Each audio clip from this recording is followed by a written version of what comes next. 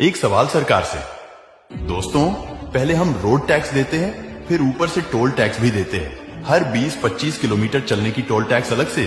क्या मन में कभी सवाल नहीं उठता आपका, जब हमने रोड टैक्स दे दिया तब फिर टोल टैक्स क्यों देना है? या तो हम रोड टैक्स ना भरे तब समझ में आए, जब रोड टैक्स भरे तब टोल टैक्स क्यों? हमारे ही रोड टैक्स की पैसे से रोड बन रही है, फिर उसी पे चलने के लिए टोल टैक्स क्यों? और हर 20-50 किलोमीटर पर क्यों?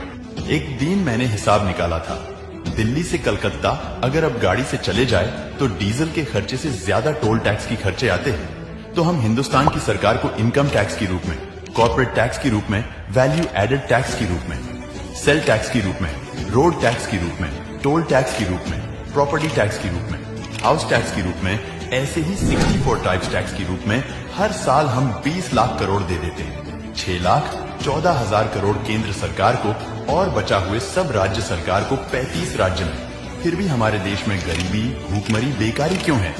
20 लाख करोड़ इतना बड़ी रकम है कि कैलकुलेटर में लिख नहीं सकते हम। तो मेरे सवाल सरकार से सिर्फ यही है कि यह पैसा जाते कहां है? अगर आपका भी सवाल यही है तो वीडियो को शेयर करो और कमेंट करके बताओ, क्या आपको भी हिसाब चाहिए?